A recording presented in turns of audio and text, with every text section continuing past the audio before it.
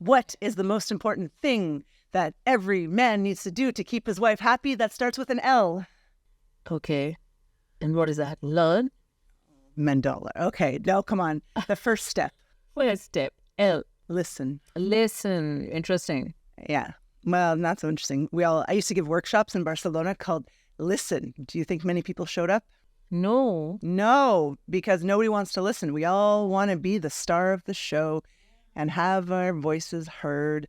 And yet, if everyone's doing that, you will get nowhere. So if you don't listen, you have no way to adapt and to deal with the crap that's coming your way, right?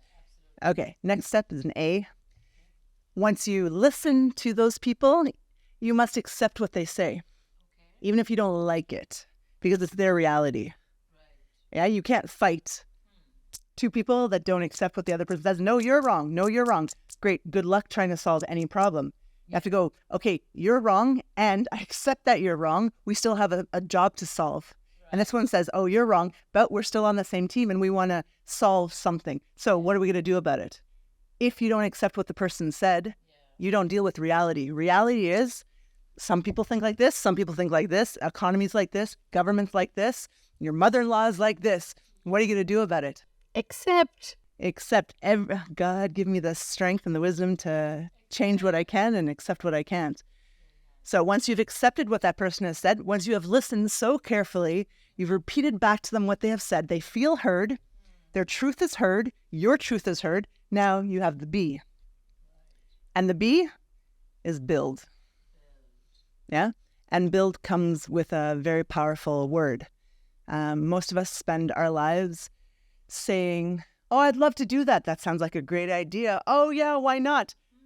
But not now, not me. But I'm too young, I'm too old, I'm too from here, I'm too that. And we ruin most building opportunities using the word but. But, yes. And but cuts. And so you have to change your language. Instead of the buts, you say and. Yeah, much easier. So you can say, oh, we tried that idea before, right? Okay, and we tried that a year. So great idea, but we tried it last year. Now the idea is done. You're not even going to look for solutions anymore, and says, oh, great idea, and we tried that last year. So do you have any new information from China that I haven't heard of? Right? So and is the key word to revolutionizing relationships, actually. Being adaptable, because you're open to seeing more than what the obvious is. That's very interesting philosophy of lab. Listen, accept, and build. Wow. Brilliant. I'll tell my friends who created it. If somebody, if any of the person who's listening to the show adapts a bit of it, will end up change your life, and they'll be happy with whatever they have. And they would like to be and healthy and have a six-pack. It is a guarantee. And you're talking about, because I spoke about the mindset and you said it's not about mindset, it's about habits. I would want you to shed some light on, because, the corporate training, they focus primarily on the mindset. And because you talk about adaptability quotient, so that means adaptability is, I believe, linked with the habits. Adaptability intelligence is one of the 12 emotional intelligences. Okay, so it's a competency that you have to get, and it's made up of we measure it. I'm a coach with a company that measures how adaptable you are. So we ask you questions, and we measure your character, okay, the way you were pretty much born. Some kids are more adaptable, and some are like, I'm going to grow up to be an engineer. And that's just the way they are, and they become that. They don't see much outside of that. You also have abilities. So abilities you can learn. We know that. Kids learn abilities. Adults sometimes do if they're still open-minded. And then you also measure environment. So you can be extremely adaptable, able to make decisions and under stress, see possibilities, but you're in an environment or a country or a company or a relationship where they contain you and you can't do what you're good at. So we measure all three of these and we figure out why your life is stressful.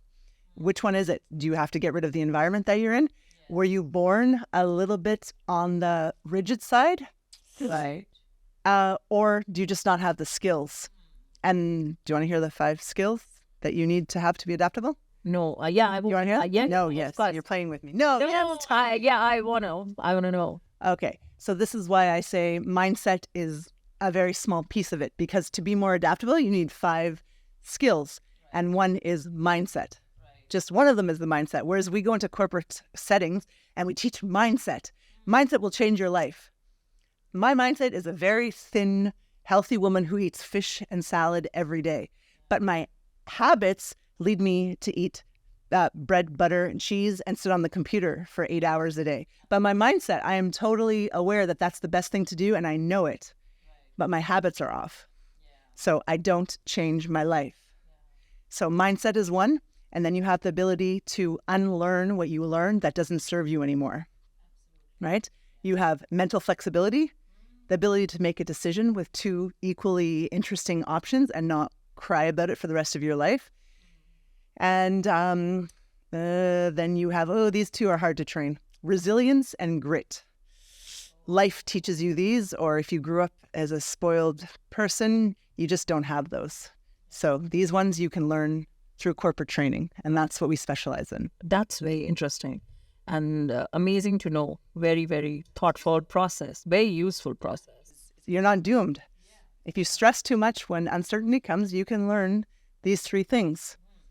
It's not easy, but the other choice is just a future full of stress and unhappiness and anxiety. Very interesting. And it's adaptability is the game changer in the current scenario. Whoever is keen on changing or adapting to adaptability will change the world, probably. Will try to make some difference for their lives, even if they don't do it for others. They do it for themselves. Didn't you just say that AI is going to take away 68,000 jobs but create 91,000? No, 83 million will be, eroded, taken away, but 93 million will be the new jobs that would be in the market. Except all those new jobs need highly educated people to do it, whereas all those other jobs were a bunch of kind of sheep that didn't adapt very well, and now I don't know what's going to happen to those people. So adapt or die. That's on top of my LinkedIn, adapt or die. Very, very nice philosophy. Last thoughts. Very poetic. It was a very, very interesting session, Jessica. I would now request you to give your last thoughts for the youth, for women, and for Pakistan. Oh, no pressure. Young Pakistani youth and women. Oh, very easy, because I live for this message.